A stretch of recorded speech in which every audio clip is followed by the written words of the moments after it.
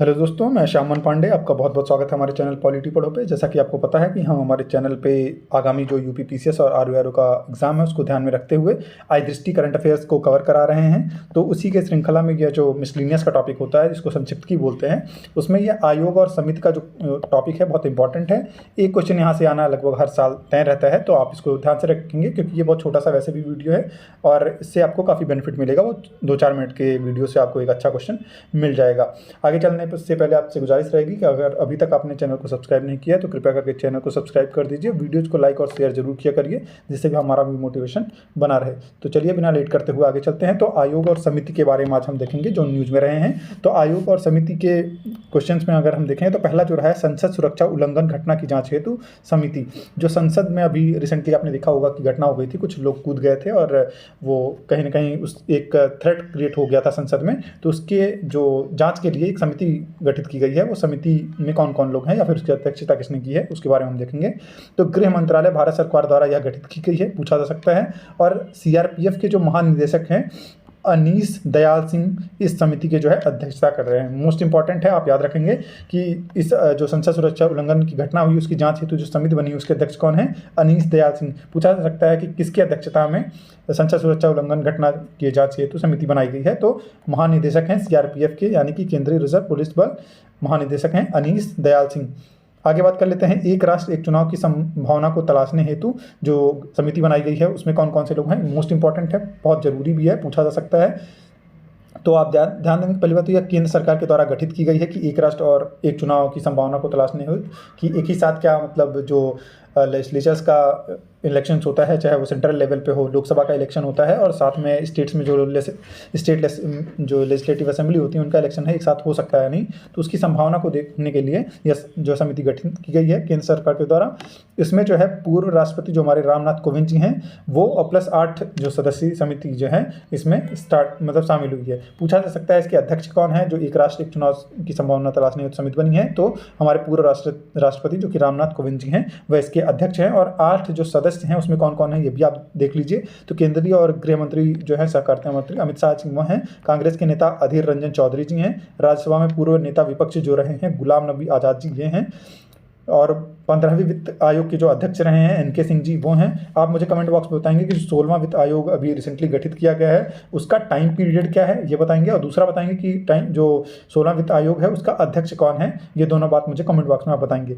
और इसमें आगे हम देखेंगे तो लोकसभा के पूर्व महासचिव डॉक्टर सुभाष कश्यप जी शामिल हैं, उच्चतम न्यायालय के वरिष्ठ जो अधिवक्ता है हरीश साल्वे जी ये शामिल हैं, और पूर्व जो मुख्य सतर्कता आयुक्त हैं संजय कोठारी जी वह शामिल हैं। आप मुझे कमेंट बॉक्स में एक और जानकारी देंगे कि जो मुख्य सतर्कता आयुक्त है वह किस एक्ट से बना है। आगे बात कर लेते हैं, एनसीईआरटी पास जो पाठ्य पुस्तकें हैं उनके संशोधन हेतु पैनल बनाया गया है, तो वह किसकी अध्यक्षता में बनाया गया है। तो पहली बात तो यह एनसीईआरटी के द्वारा गठित किया गया है यह पैनल, और इसमें जो है national institute of education and planning and administrative यानी कि नीपा जो है इसके जो चांसलर हैं महेश चंद्र पंत, इनकी ये और +19 सदस्यों की समिति बनाई गई है। तो महेश चंद्र पंत जी जो हैं इसके अध्यक्ष हैं, इस वजह से न्यूज़ में पूछा जा सकता है। अभी रिसेंट में एनसीईआरटी पाठ्य पुस्तकों के संशोधन हेतु पैनल गठित किया गया है, तो उसके अध्यक्ष कौन है, तो यह महेश चंद्र पंत जी हैं और यह नीपा के चांसलर हैं। नीपा का फुल फॉर्म क्या है, national institute of educational planning and administration, याद रखेंगे। आगे बात कर लेते हैं, मणिपुर में राहत और पुनर्वास कार्यों की निगरानी हेतु समिति बनाई गई है। तो उच्चतम न्यायालय ने यानी सुप्रीम कोर्ट ने इस समिति को गठित किया है, और जम्मू कश्मीर जो उच्च न्यायालय के पूर्व न्यायाधीश रहे हैं न्यायमूर्ति गीता मित्तल, तो न्यायमूर्ति गीता मित्तल जो है इस समिति के अध्यक्ष थीं। तो इस बात का आप ध्यान रखेंगे। आगे बात कर लेते हैं, कृष्णा नदी जल विवाद अधिकरण के कार्यकाल में जो वृद्धि हुई है, तो केंद्र सरकार ने इसको जो है 31 मार्च 2024 तक इसका कार्यकाल बढ़ा दिया है कृष्णा नदी जल विवाद अधिकरण का। और जो है यह जो है अगर बात करें तो अधिकरण यह जो है तेलंगाना और आंध्र प्रदेश के बीच जल बंटवारा संबंधी विवादों को सुनवाई कर रहा है। आगे बात कर लेते हैं, अडानी हिंडनबर्ग मामला था, जिसकी वजह से आपने देखा होगा कि जो हिंडनबर्ग रिपोर्ट थी वो आई थी और अडानी के शेयर्स काफ़ी ज़्यादा गिर गए थे, और तो काफ़ी एक पैनिक क्रिएट हो गया था स्टॉक मार्केट में। तो अडानी हिंडनबर्ग मामले में उसकी जाँच के लिए एक समिति बनाई गई थी। वो समिति किसके अध्यक्षता में बनी है। तो वह समिति बनाई थी उच्चतम न्यायालय ने, और उसके जो पूरे न्यायाधीश हैं न्यायमूर्ति अभय एम सप्रे, नाम याद रखेंगे, मोस्ट इंपॉर्टेंट है, पूछा जा सकता है। तो न्यायमूर्ति अभय एम सप्रे की अध्यक्षता में जो है गठित की गई थी, और इसमें 6 और सदस्य शामिल हैं। आगे बात कर लेते हैं। उच्च शिक्षा संस्थानों के मूल्यांकन और मान्यता प्रक्रिया को सशक्त बनाने हेतु समिति बनी है। जिसने बनाई थी? शिक्षा मंत्रालय, भारत सरकार के द्वारा यह समिति जो है गठित की गई थी, और उसने जो है रिपोर्ट प्रस्तुत की है। आगे बात कर लेते हैं। तो इसका जो गठन हुआ था, IIT जो परिषद है उसके अस्थायी समूह और अध्यक्ष जो हैं, और कानपुर बोर्ड ऑफ जो गवर्नर है उसके अध्यक्ष डॉक्टर के राधाकृष्णन जी हैं, उनके अध्यक्षता में यह गठित की गई थी।